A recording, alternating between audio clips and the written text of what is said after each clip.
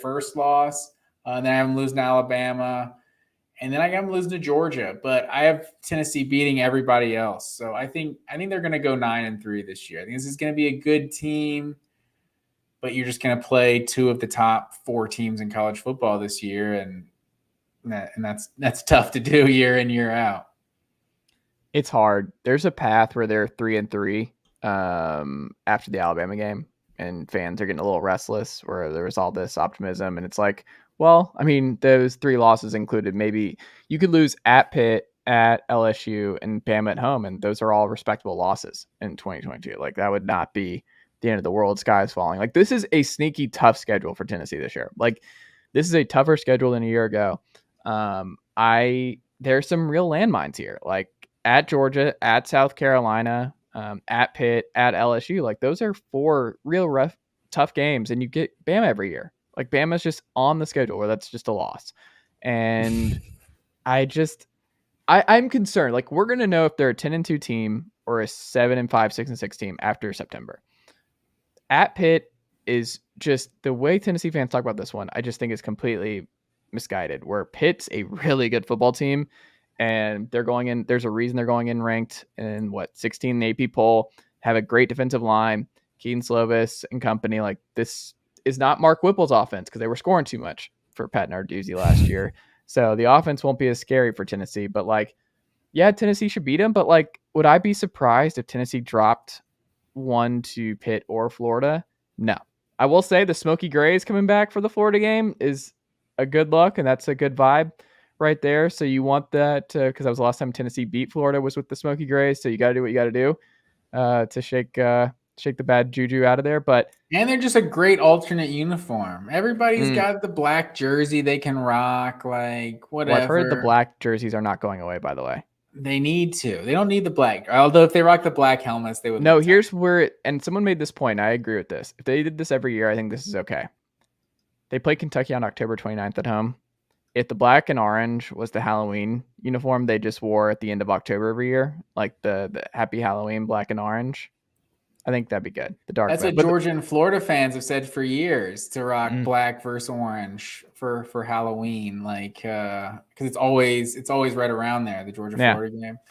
But yeah, he could do that. I'm curious to see what they're doing. This is Smoky Gray series. They're not going to be the same ones every year, but yeah. Just rock those same ones. The Smoky Grays are a solid alternate.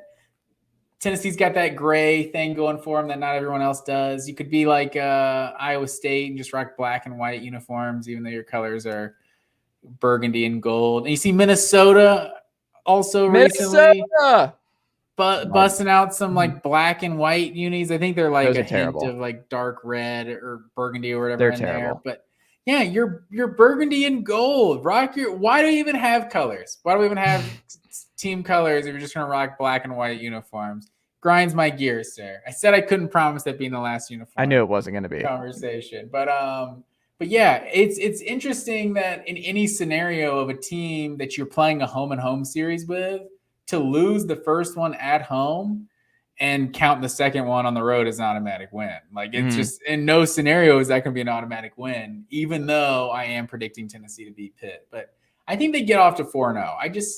If they're 4-0, I think they end 10-2. Florida, yeah, to get Florida early in the season like that, I think I don't have much confidence in what Florida's going to be. Well, if they get 4-0, I think there's a real path to 5-0 Bama at home. Like, if you're 4-0, the vibes and this team must be clicking on all cylinders. The secondary must be good. The pass rush must be a lot better. Like, that's the whole thing. Is defense was like what?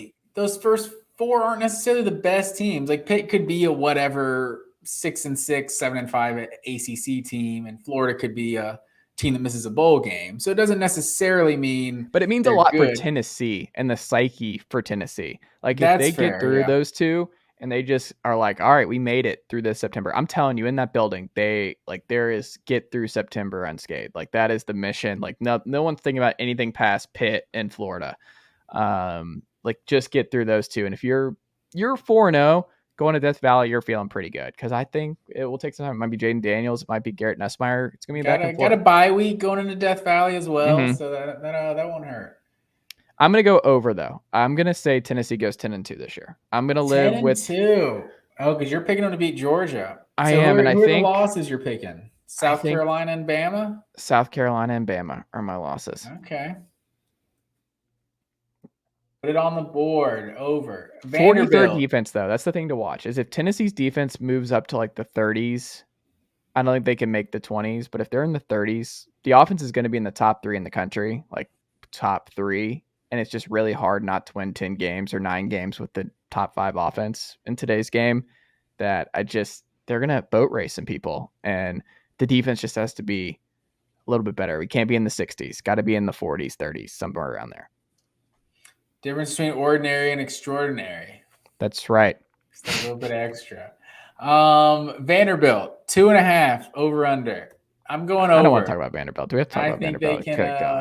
I think they can beat everyone out of conference other than Wake, which without your boy for Wake Forest, I want to call him Riley Skinner. I swear. Sam Hartman. Every time. The Wake Forest quarterback's been Riley Skinner for the last decade. All-time passing leader, though, Riley Skinner. There you go. So I think without Sam Hartman, who knows how bad Wake Forest could be. But I think they're still going to be better than Vanderbilt. But I think outside of that, they can beat Hawaii, Elon, and Northern Illinois. So